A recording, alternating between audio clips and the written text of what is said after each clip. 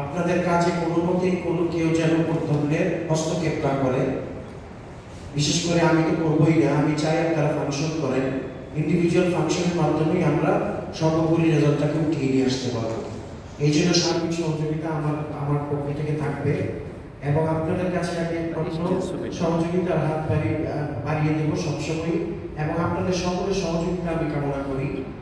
আমি যেন, যেহেতু জনগণ আমাকে একটা দায়িত্ব দিয়েছে, এই দায়িত্ব যেন আমি পালন করতে পারি, বিশেষ করে জনসেবামূলক কাজকর্ম যেন আমি করতে পারি এবং সরকারি যে দপ্তরগুলি রয়েছে, বিশেষ করে নওগাঁ উপজেলা এবং নালিতাবাড়ী উপজেলায় যে দপ্তরগুলি রয়েছে, এই প্রতিটি দপ্তরই যেন পর্যাপ্ত ফাংশনাল থাকে এবং স্বাধীনভাবে ফাংশন করতে পারে, সেই দিকে আমি সর্বদা দৃষ্টি দেব।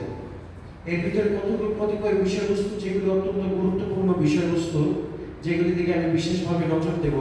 আপনারা ইতিমধ্যে এগুলিকে প্রেজেন্টেশন আকারে আমার সামনে তুলেও ধরেছেন, এই জন্য আমি আপনাদেরকে ধন্যবাদ জানাই। এর ভিতরে সবচেয়ে গুরুত্বপূর্ণ যেটা লেগেছে যে শিক্ষা এবং স্বাস্থ্য, শিক্ষা, স্বাস্থ্য, কৃষি, ভূমি ও রাজস্ব, সামাজিক নিরাপত্তা, এই কয়েকটা বিষয় গুরুত্বপূর্ণ বিষয় এখানে উঠে এসেছে এবং অবকাঠামো উন্নয়ন।